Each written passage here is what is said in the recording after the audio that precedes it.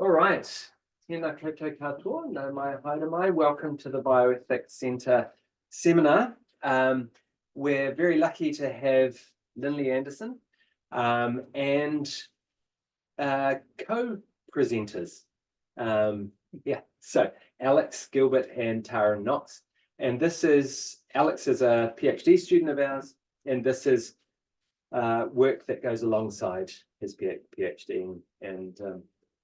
So the Bioethics Centre seminar is available online and also in person. And if you would like to receive notifications on an ongoing basis of these talks, send an email to bioethics@otago.ac.nz and we'll put you on the list.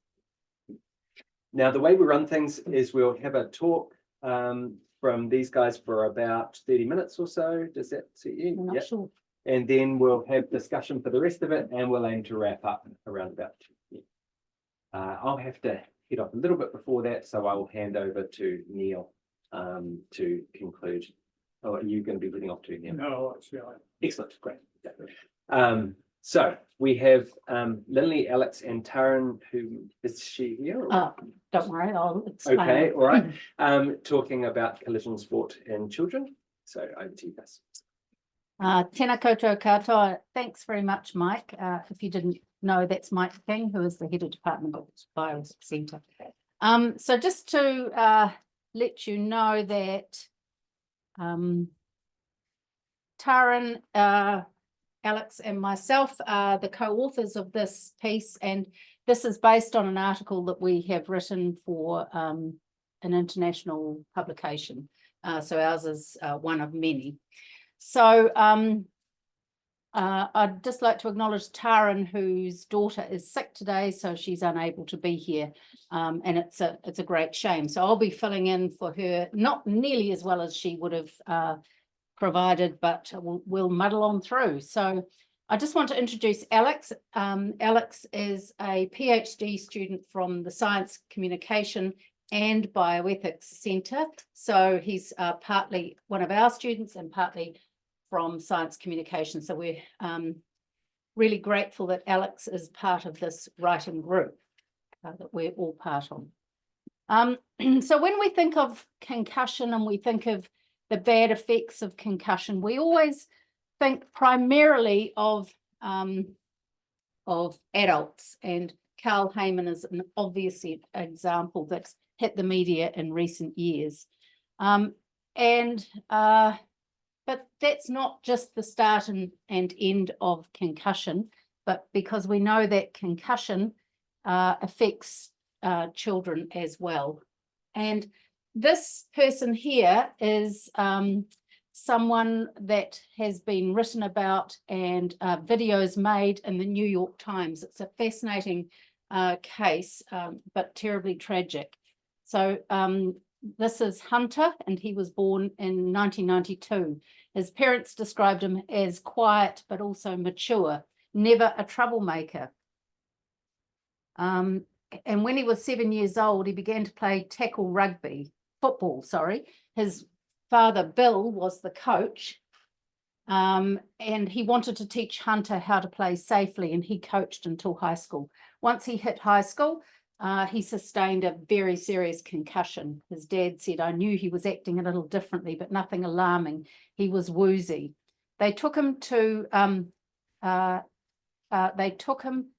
pediatrician who said, "Hunter, you're a big kid. You're tough. Go get him." In other words, go back to the football field. Things didn't go so well. He began to drink and have tempers. His parents thought it was just normal teenage stuff. Then he began to have serious nightmares and so on. He gets a football scholarship, goes to college. He didn't ever think he'd be a professional, but football meant a way to higher education. During a training camp, he has another serious concussion. He was foggy and bad headaches. He had a whole lot of different other symptoms. He started drinking more. Nightmares became worse. Eventually, he was diagnosed with alcoholism and cycled through detox and rehab. His parents eventually thought he was better, but he took his own life. His family donates his brain, sorry, I've gone too fast, donates his brain to they donate his brain to Boston University to a study there, and they found that 40% of the brains that were donated had CTE, and Hunter, whose brain had been donated, it was found had stage 2 out of stage 4 CTE. Okay, so it's not just professional athletes who are at risk of CTE, children and adolescents are too. Young, non-professional athletes, everyday kids, and there are many of them such in New Zealand. So the roadmap, we are going to discuss the definitions. We're going to talk about how children and adolescents are vulnerable, not just physiologically, but socially as well. We can't deny there are some benefits to sport, so we're going to talk about the benefits and the harms and balancing those harms and benefits, precautionary principle, and then some frameworks and an accountability for reasonableness approach. And then we will end with a little bit of a video clip. So, anything you want to add? No, all good? Okay. So just defining child and adolescence, we know that what constitutes a child can vary around the world, but it's generally somewhere between 16 and 18. But remember, there are the idea and the concept of mature minor, where the Gilbert competence approach applies. And we recognize that brain development continues well after the age of 18. So even though we might think about a legal definition of brain development, or when you become a child or an adult, maturity continues physiologically after that point. So there's a definition of collision sport. Yep. Well, so from the outset, we're defining collision sport reasonably broadly. So there's a little bit of vagueness in terms of how sports are described. As it is, you obviously have contact sports like football or soccer, which isn't necessarily a collision sport because you don't tackle as part of the game. Nevertheless, you still have collisions occur body to body, body to ground, and these come with them inherent risk of head injury. So when we're talking about collision sport in terms of the risks that they entail, we are trying to define all these sports that have any kind of collision in them, even something like rodeo, which obviously isn't even close in structure to the way these other sports are, but they still come with them this risk of concussion. So we're starting off with the first area of vulnerability, which appears to be the most obvious one, which is the physiological side. So in terms of childhood and adolescence, like Lynley has pointed out, there is obviously a rapid amount of brain development going on in these early years, and that's going all the way through to early adulthood. And so this is where there's kind of this gray area, no pun intended, in terms of the legal definition obviously identifies 16 and 18, but we can see that some people, in terms of frontal lobe development, still going well on into your 20s and whatnot. But what the research is telling us at this point is that when children and adolescents suffer concussion, either in sport or outside of sport, quite often the symptoms they report are more serious. So they seem to be more acute than what we see in adults. And quite often their recovery process is more prolonged than in adults also. So a few things that kind of are driving our understanding at the moment, which is that there possibly is some kind of cellular energy crisis. So the brain is really actively developing throughout these years. And so any kind of injury that comes along with a concussion, so you think about the brain as a bowl of jelly on a stick inside a fluid-filled sac, have a collision, and there's rapid stretching and compressing of those axons in the nerve cells. And any kind of damage like that can just sort of overload the metabolism that's kind of going on. So, and obviously those nerve cells, the brain cells, are less well developed in terms of their axons. So that's the insulation of those white matter tracks. And so there is this idea that, yes, when a younger person has a concussion, it can be a fair bit different to an adult. And we can even see that the consequences can go much further than just a few weeks. They may be irreversible in some functional ways. The other side of that is also when we see children playing their sport and adolescents, they move into the ages of 14, 15, 16. This is when the sport becomes fair bit more competitive. The collision burden in something like rugby or football even just starts to go up and up. And this is also the time when children going through puberty, the rates of their growth physically is reasonably disparate. And so we can see that there is that kind of disparity in size and strength amongst teams that are playing each other. So you can have much bigger, stronger kids playing younger ones. And so in terms of the head-neck complex, this is one of the important parts of this. There's this idea that when our gross musculoskeletal structure is less well developed, there's less control of the head during a collision. So you have a collision, a tackle, whatever it is, the head accelerates, decelerates more than when there's more control. So some studies being done now, even in Otago, I believe, and other parts of the world, looking at neck strengthening as a possible preventive approach, where a few studies relatively recently seeing that rates of concussion have dropped just with groups of players who are going through neuromuscular training to try to strengthen up and stabilize the head and the neck. Okay, so there is a great deal of social vulnerabilities. We've covered the physiological vulnerability, but the social vulnerability is quite significant. So we know that this group of people, as we've just discussed, have emerging capacity and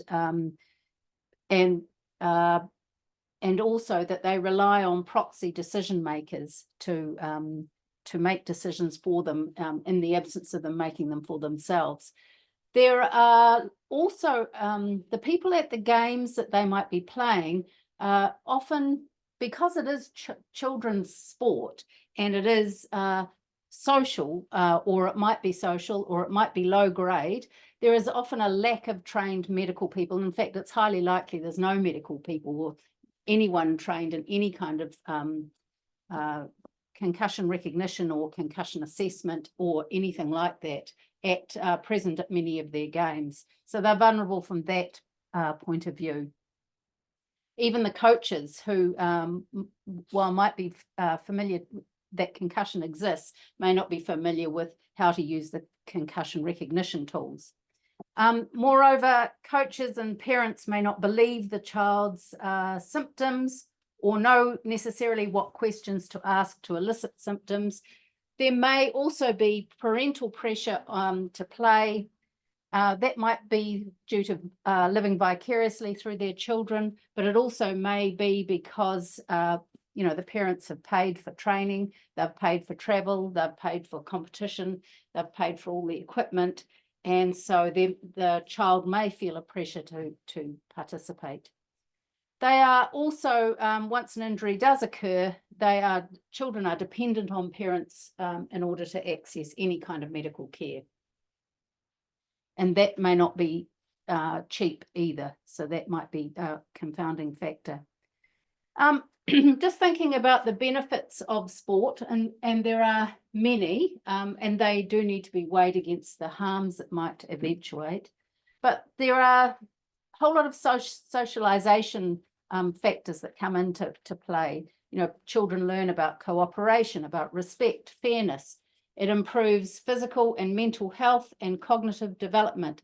It can be lots of fun, and that's a great thing. And the benefits of the physical benefits of running around and that could be quite important to the development and physical capacities of a child.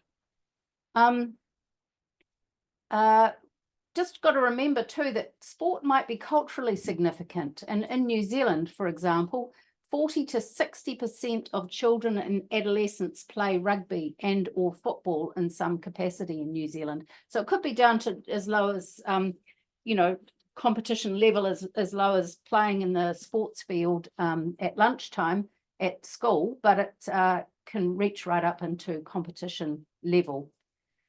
So if harms do outweigh the benefits, then we would argue that intervention is justified, and we don't necessarily want to aim for a ban, although that is still possible, but we think that it is important to consider regulations, changes to the way sport is played, an increase in safety and protective gear, and education on concussion and so on. Cool. So when we're talking about intervention, really important thing to keep in mind is, despite what I was saying with the physiological vulnerabilities and what happens to the brain during a concussion and all that in children and adults, there's still a significant amount of uncertainty there. So the reality is that we don't really have that much data to back up what these concerns are necessarily. Nevertheless, there are still those concerns, and there is still reason to think there is a harm here to be possibly protected against. So any kind of intervention that is to be introduced is likely going to adhere to something like the precautionary principle. So not that well formalized in terms of policy, but emerged sort of towards the end of the 20th century, typically regarding environmental hazards that has been applied to public health, lots of different sectors. And so this quote is taken from the UN's Rio Declaration, 1992, and this is probably a nice way of encapsulating what the precautionary principle is getting at, and that's to say, where there are threats of serious or irreversible damage, a lack of full scientific certainty shall not be used as a reason for postponing cost-effective measures to prevent environmental degradation. So essentially saying that, flipping the burden of proof on its head and saying there is a justification sometimes if there is a severe harm on your hands, but you don't necessarily have that objective risk assessment available. So to try to highlight how the typical process goes, we've got, as an example, ozone depletion. So 1975, Molina and Rowland presented what's now a really famous paper where they first hypothesized that CFCs, chlorofluorocarbons, could be devastating for the ozone in our atmosphere. So within the scientific community, there was this idea of there's a possible harm, but there's no real evidence at this point. It was just, as we said, a hypothesis to say that light can come in, split these molecules, and there could be havoc. Lo and behold, 10 years later, it's exactly what we discovered. Right up there was a big old hole in the ozone layer.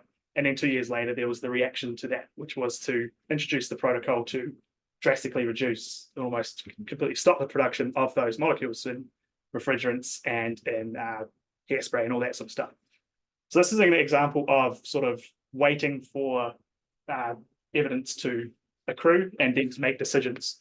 But when you have sort of harms like this, or possible harms that could be irreversible in their nature, obviously there's a bit of a price to pay in terms of waiting for that kind of data to come along. So in terms of the precautionary principle, there's this idea of trying to control for the risk, even though you're recognizing the dynamic nature of our understanding of that risk.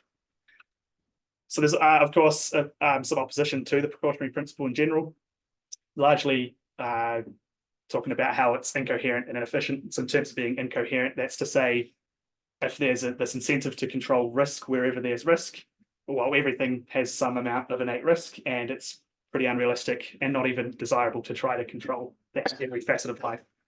And inefficient is essentially to say that putting a lot of effort into these areas where there's some amount of uncertainty as to what the risk is, isn't necessarily, you could be affording those resources to the more certain risks that we have that still need controlling in a sense. But our position is to say that with concussion in children and adolescents, it's a similar kind of situation. So it is really uncertain, but there is this possibility of quite severe harm, obviously in the case of neural development in younger children and adolescents, that could be, for a lifetime. So any effort to increase player safety is likely going to reflect the precautionary principle. And if it's doing so well, then it's allowing for this dynamic change in our understanding. That's to say, any kind of intervention we bring in needs to be amenable to what we learn in the next 5, 10, 20 years and on. So keeping that in mind is pretty key to what we think is a good framework for approaching risk management. Okay, so when we want to start to think about the levels of risk that are sustained by particular types of sport or particular types of injuries, we might want to consider my old diagram that I've been using for some years. So we need to make kind of value judgments about the levels of risk of harm and it may differ among groups, and it may differ among individuals, and it may differ among sports. So when determining whether sports-related concussion to children and adolescents is acceptable, we might want to use this diagram where there is a vertical axis from low to high of severity of harm and a horizontal axis of low to high likelihood of harm. And we think that we could possibly plot things in all kinds of sport and all kinds of injuries across this potential diagram. It's not a potential diagram, it is a diagram. And where things are in the top right-hand corner, severe and common, minor and rare in the bottom left-hand corner, severe but uncommon in the right lower corner, and minimal but common in, minimal and common in the right lower corner, and severe but uncommon in the top left-hand quadrant. So things like boxing would belong in the right upper quadrant.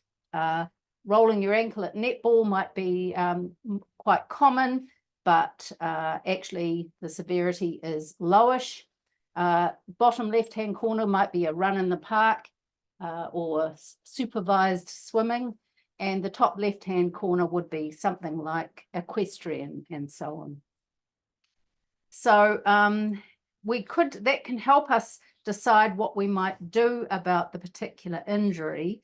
And if we wanted to start to look at that, we might consider that anything beyond that curved line into the right upper quadrant is unacceptable.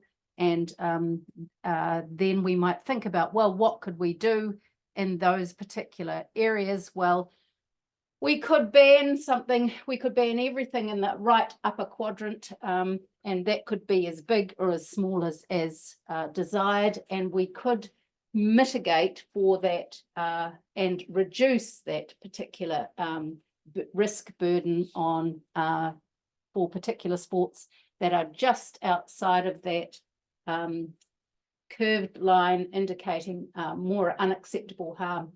And we could lower that or reduce it by the use of education, by the use of regulations, and by the use of protective equipment. So there's some ways that it helps us think about how we might utilize that. Then we come into the bit that Taryn was going to talk about, which is best interests. So best interests put the focus on the well-being of the child or the adolescent. Those who value collision sports may reasonably claim that playing the sport is in their child's best interests, while those who do not place such a great value on sport will disagree. So remember that in New Zealand, rugby makes up part of our social fabric, possibly less so than it used to, but you could argue that.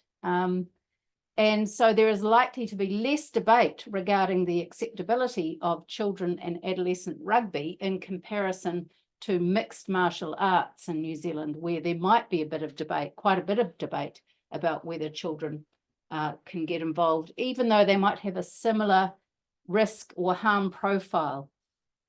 So Taryn uses the example of best interests versus adequate decisions. So she says it might be in the best interests of the child to send them to school with wholemeal bread and salad sandwiches because it's giving them the best nutritional profile of any lunch you could possibly pack, regardless of whether the child eats it or not.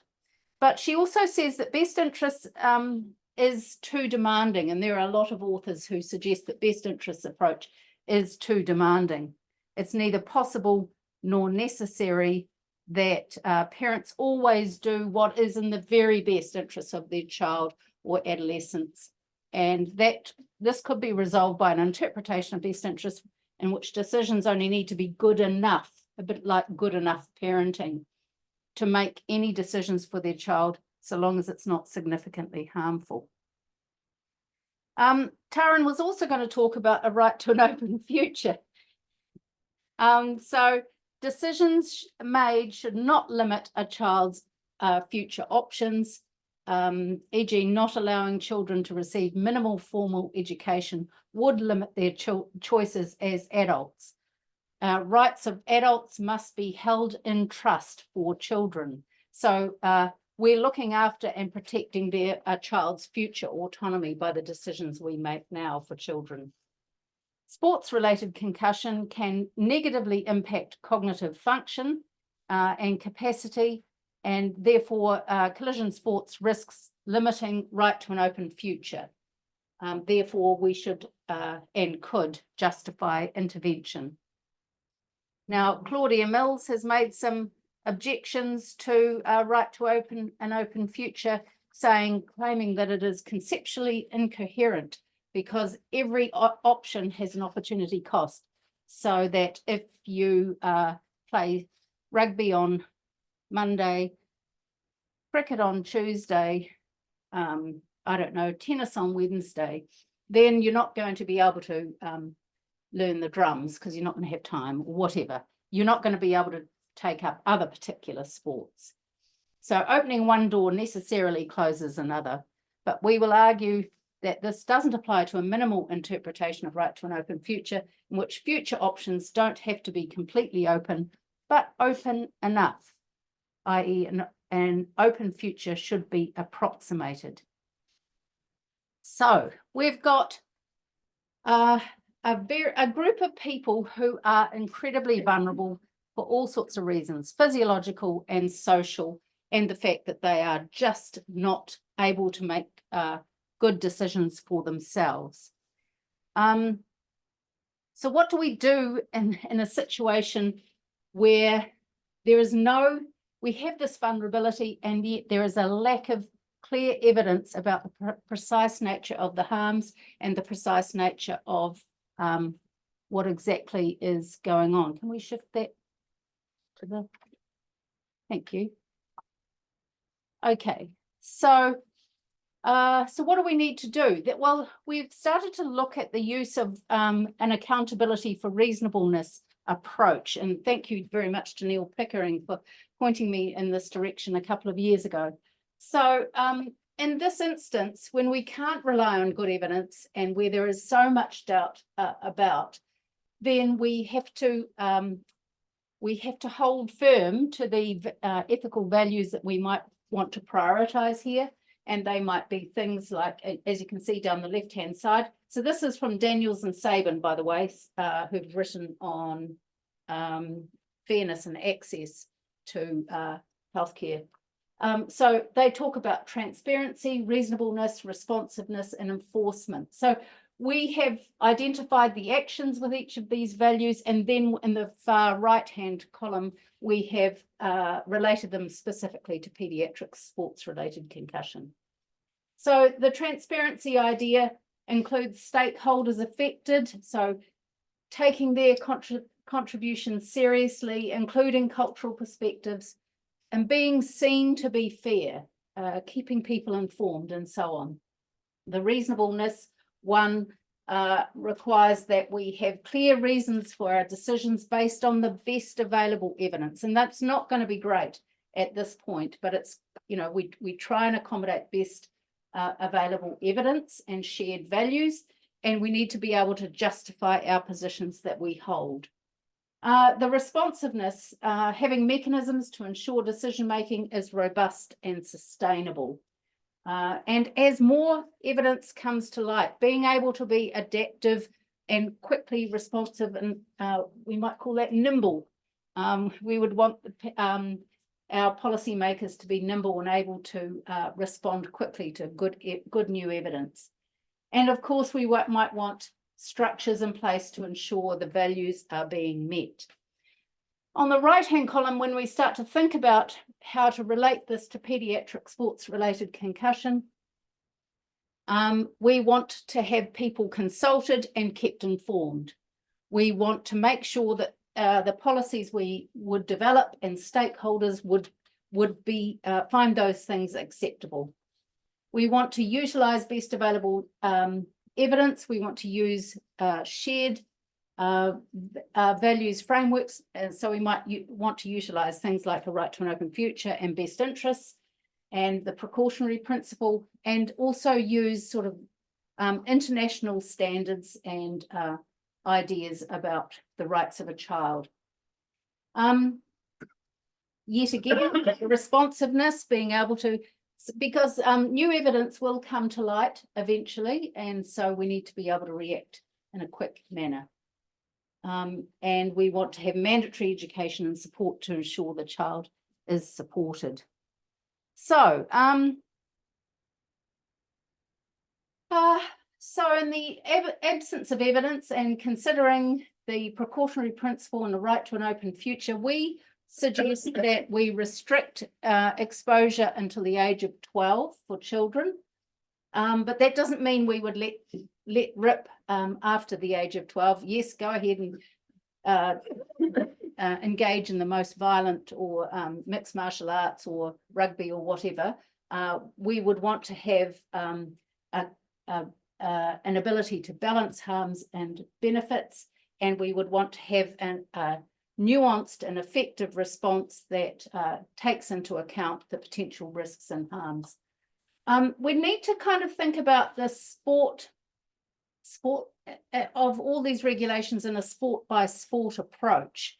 And things like ripper rugby and touch rugby is a prime example of how we might alter sport. And in fact, there was also a ice hockey. Can you talk about the ice hockey example? They stopped body checking. Yeah, so an example of something that's not as extreme as saying, you know, there is no ice hockey for children of this age. It was body checking is essentially just bumping another player off the puck, I suppose, in ice hockey. And so that was restricted, made illegal in the context of games for youth ice hockey players over in North America, and found that on its own had appeared to have pretty considerable effects on concussion rates, drastically lowering them from season to season. So yeah, if it's like that, or like rugby or flag football, having those options may constitute effective interventions, and still having the sport be there as an option to get those benefits that Lynley's pointed out earlier,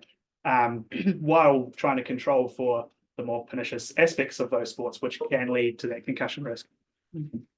Okay, and we'd want to monitor its effectiveness, and what Alex is describing with the ice hockey changes in rules, they have been monitoring that quite closely. So, in conclusion, we know that risk and is an inevitable facet of life and sport. We've got an obligation, I think, with children to reduce that harms and risks, especially when they threaten a child's future. But we think that banning is possibly premature. There are some other steps we can take in the interim. There is I'm sorry, this is from the New York Times, and I had started writing New York Times, and I'd had the authors in there, the journalists involved in the New York Times article, and I can provide them to you. In fact, I've got them here written down. Casey Bracken, John Branch, Ben Laffin, and Rebecca Lieberman and Joe Ward, who were the authors of this New York Times documentary on concussion in sport. And they say there's a line between the love of the game and the dangers it presents, and even those who have lost a child cannot agree where it is. And another one said, but as we learn more about what contact sports can do to the brain, it may be harder to justify letting children play. So we're going to try now to see if we can get this little short video clip to run, and if not, we're going to try and do it a different way. So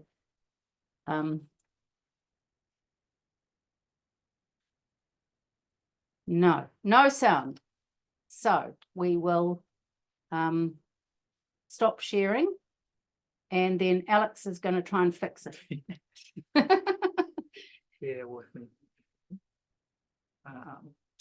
So they'll need to Share screen. Sorry about this, everybody. Yeah, that one. It's that one. Might be that one, but we'll have to go back.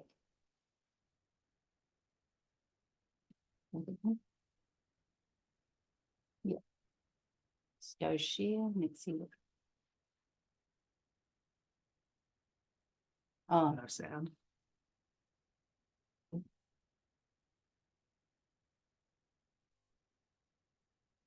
Any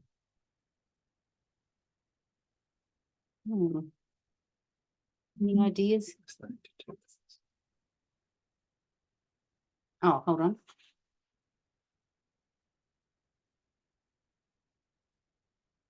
No.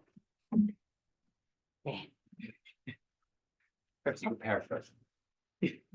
So we've got 3 different groups there, I suppose, and each of them have lost a child who have been since diagnosed with CTE. And this minute clip is kind of just displaying how, even though these people have more experience than any of us imagine, with the worst possible outcome, there's still the disparate opinions on what to do. So basically, the journalists are asking them, knowing what you know now, would you still let your child play the sport?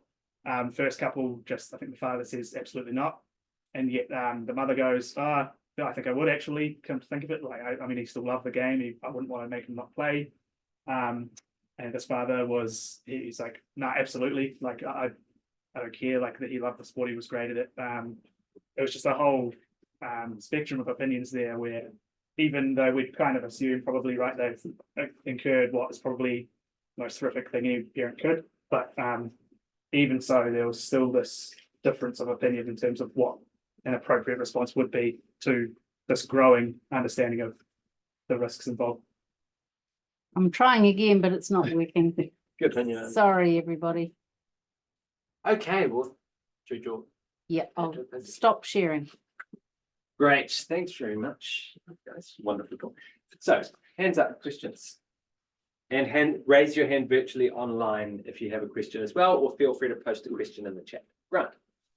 There's an interesting socio-political intersection here, and that this phenomenon of CTE after blunt head injury was first set out in detail for the neuroscience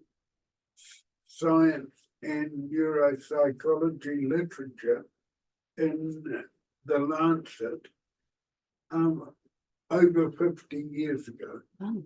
But because it was originally written up from New Zealand, the UK and the US did for the read.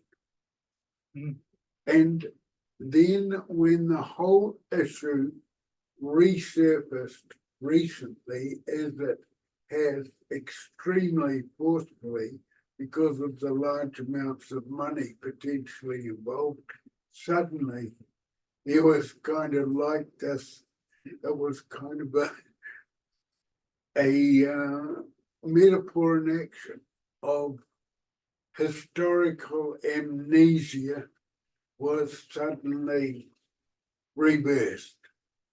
And whether or not the original publications do come to light and their lamentable neglect becomes evident is a completely open question. Yeah.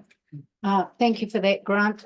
Brad happens to know a great deal about this kind of political or avoidance of acknowledgement of CTE and acknowledgement of the risks of head injuries. Do you want to comment, Brad? You're well placed to discuss this. Oh, on the CTE issue.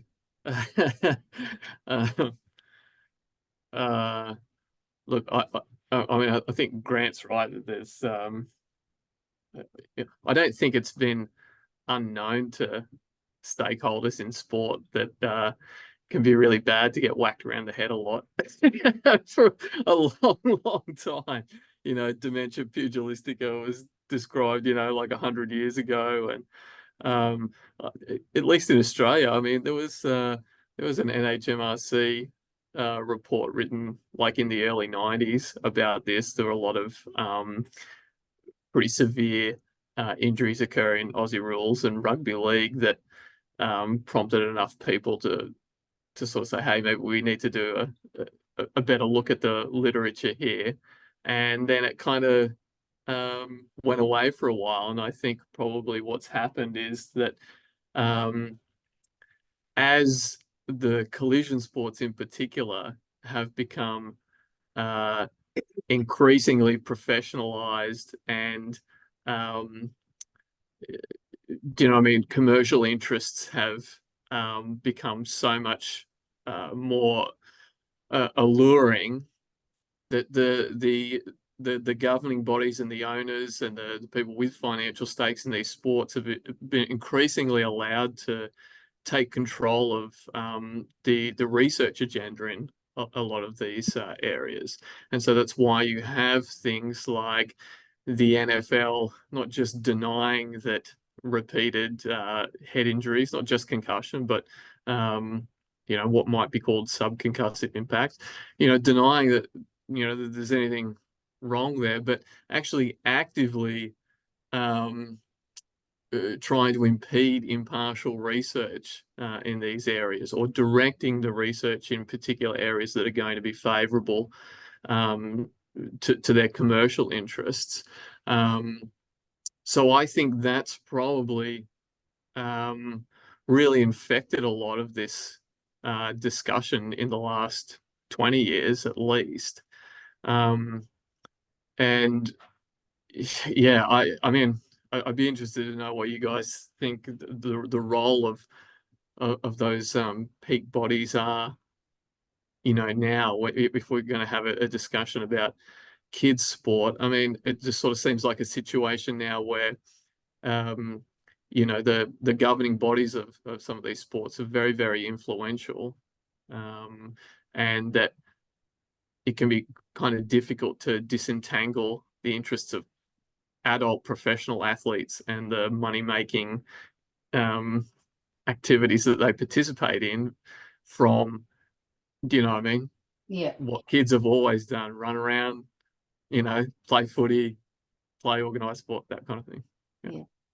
Thank you. And Brad's been writing on this particular topic of commercial interests and the role of research and so on with regards to sports related concussion. More so in adults than necessarily children. Yeah. Yeah, sorry, I probably just went on a little rant. No, that's great. Thank you. You should know better than to ask.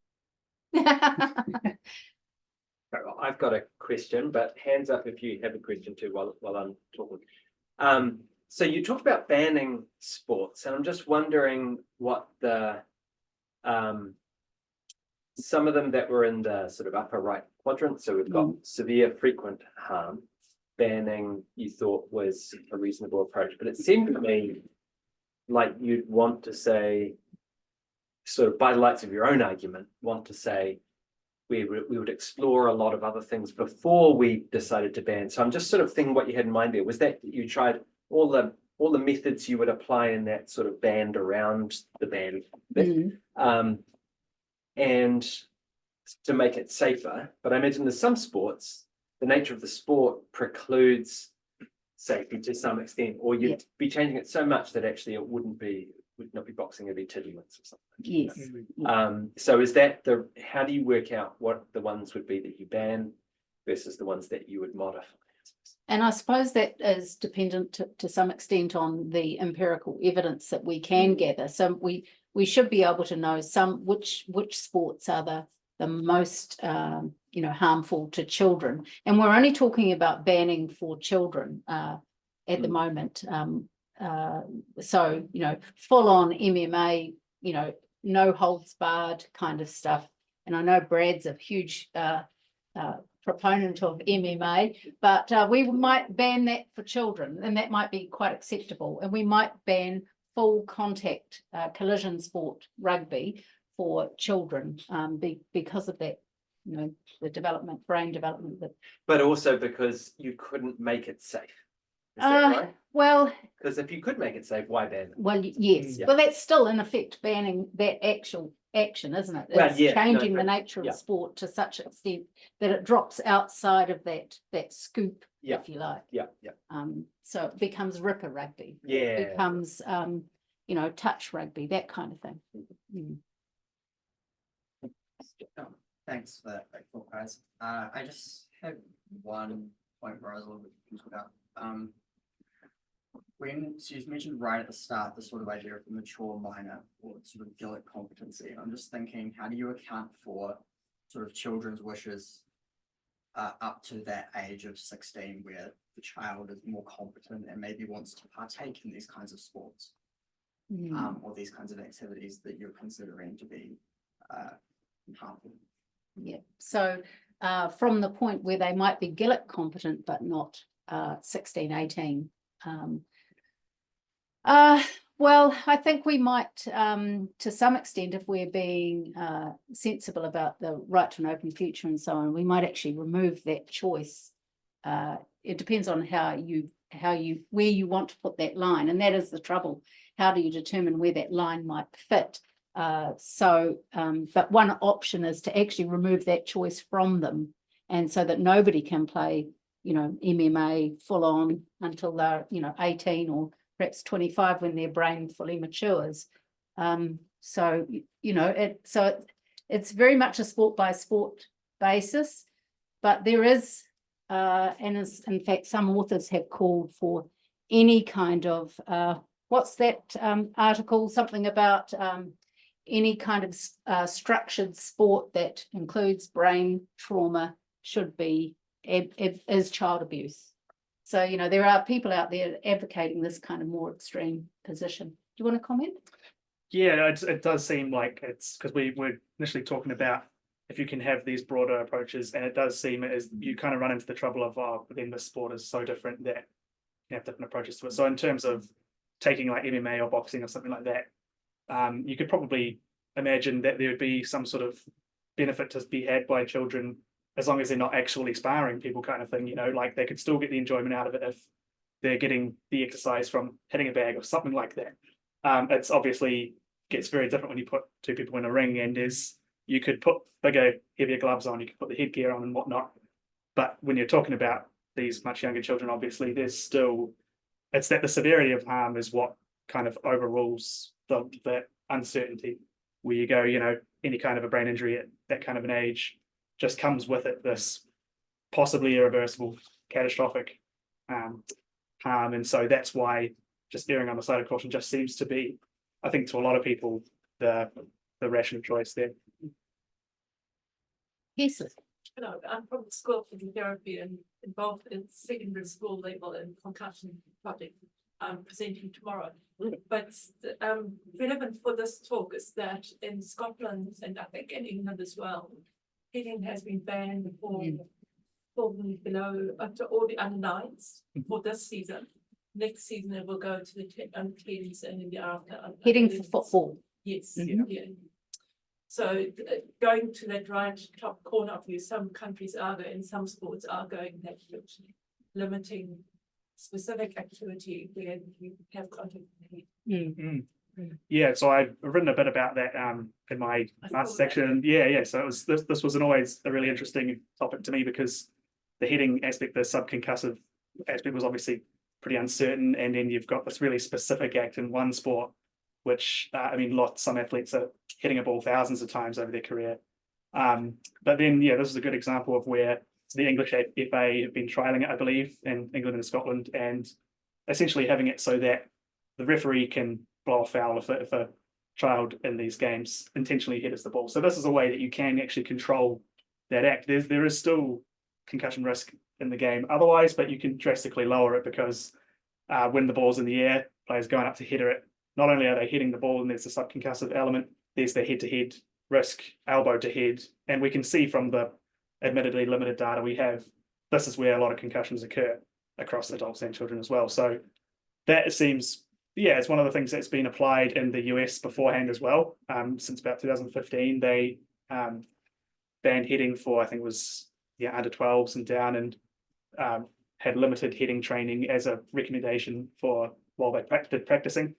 And you can kind of see from that model that the game is not necessarily dropped off in any way. That was kind of the argument from a lot of opponents is, okay, the game's going to be weaker because they're not going to be as good at hitting the ball. It might drive some players away, but there's not necessarily any indication that youth soccer in the US is suffering because of that. And so we can see from these other models that implementing these specific sport by sport regulations and limitations can have some benefit, or can appear to have some benefit. But yeah, the key to that is obviously continuing that monitoring to see, is concussion rate actually lowering, you know, or is nothing actually happening? Is something else have to be done? Do you want to tell people where your talk is too, since you have people here?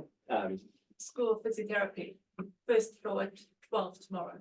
I have the Zoom link if anybody wants it. Great. And what's the topic? It's about a framework we're implementing in schools to look after students who have concussions. So it's on the other side of the concussion. Great. Thank you. Hamish Oswald, I'm a sport and exercise physician in Dunedin. Humble apologies, this was in my diary without an alarm set.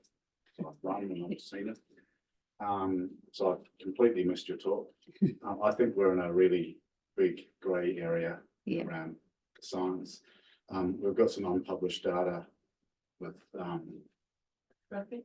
with ex-rugby players from, who was your dean, John Sullivan. We surveyed 1,000 Otago University students who had played rugby while at university and 1,000 of their peers who hadn't. And there was no increase in neurocognitive disease or difference between the rates in both groups. It's a relatively small sample size. My 11 and 13-year-olds aren't allowed to play collision sport. They play contact sport. My 11-year-old, who's only a centimetre shorter than me, so he literally stands head and shoulders above the entire rest of his team, loves soccer.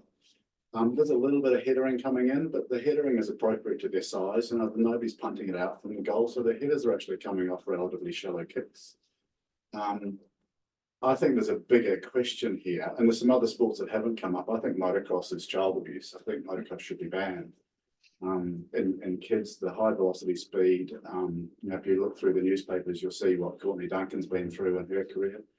I've been involved, may or may not have been involved with her care from a very young age. You know, she's not going to live to very old before some of her joints start playing up on her. You know, so there's clearly some sports where we do understand the risk. And what is probably a bigger question here is the drop-off rates. That, you know, kids aren't playing sport beyond high school by and large. You know, the number of rugby teams in Dunedin are dropping drastically. Basketball and non-collision, but contact sports growing. Having spent 5 years with the men's national team, 10 years with the state, with a WNBL team in Perth, and a few years with the Nuggets.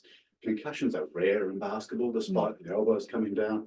So I think there's plenty of really good sports where we know where there aren't the risks of head injury. And if you took headering out of my son's soccer game, it wouldn't change the game at all.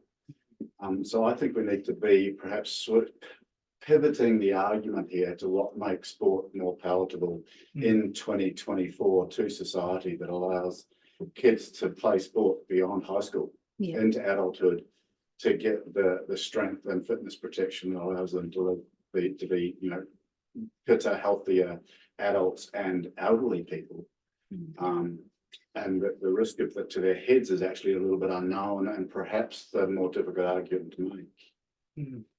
Yeah, so we did discuss that, and we discussed how we might assess each particular sport and the risks involved with each particular sport. And some of them clearly don't belong in the zone where we might have to worry too much about them, and others of them we possibly need to take some particular action. Yep.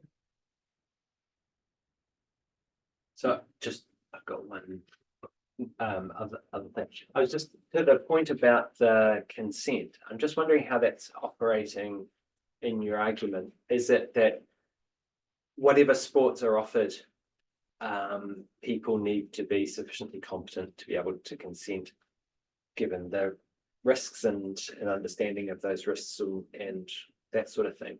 Or is it that if kids have a certain level of competence, then that's a reason to provide a bunch of these sports? It seems like you could get rid of a bunch of sports and have whatever sports you have with varying degrees of risk, and then your competence operates in relation to whatever sports are offered. But I think Joey was perhaps sort of thinking about that, about autonomy being or the growing autonomy of the child being a reason to provide some of these riskier sports, perhaps. I just wonder if you thought there was an obligation to provide, you know, X, Y, and Z sports. You know, Brad's MMA fan, you know, he might lament the loss of MMA at a younger age, and that causes, you know, problems for him, but you might just go, well, it's just not going to be safe enough, and so we'll just be paternalistic on that one. There's plenty of other sports that people can play. Or do you feel like you need to have a good range of these? Have a go. Yeah, I certainly think having a good range makes sense, and that comes into, we were talking about like ripper rugby being there alongside tackle rugby if at these ages where there is this opportunity to play, and if the parent decides, yeah, I don't want you to be playing in this collegiate sport, then you can still play rugby, because we had 60% or something of New Zealand kids play football or rugby in some capacity based off Sport New Zealand survey, but that includes playing at school and lunchtimes and these sorts of things. So something like rugby in New Zealand and football in New Zealand is so big that, yeah, to remove that option, it could be that there are athletes who they don't have that interest in other sports necessarily. It's hard to just like back that up, because I don't know how you'd measure that necessarily. But I mean, in America with NFL, they have flag football as well as an option, and I think they're trying to push that more, trying to make that a more palatable option for players alongside having full contact American football. So I mean, stories about how Tom Brady played flag football up until he was sort of like young teens or so, and saying, like, look how well he did, and he didn't have to play tackle rugby, that sort of thing. But in terms of the autonomy, yeah. Yeah, I because concussions can occur regardless of, whether you've consented to a concussion occurring, and it's no fault of your own. I think I'm going to be slightly more paternalistic and say that perhaps we shouldn't allow these until they are of an older age, so at least 16 or 12 to, would need to find out a point, but that depended on the sport. So yeah. So then you want people To have the ability to consent to whatever it is. Yeah. Okay, well, thanks. Let's all thank Lynley, Alex, and the adolescent Taryn. Taryn for a wonderful talk. And so next week we do have another talk. I'm not entirely sure what it is. Oh, it's a break. Next week is a break, so we won't have a talk. There we go. But thank you very much for coming, and we will resume our talks in semester 2. Okay, so if anybody's here and wants to hear this, because actually the people online I don't think will be able to hear this, we might be able to make it work, because as soon as we're off Zoom, it works. So we don't know why.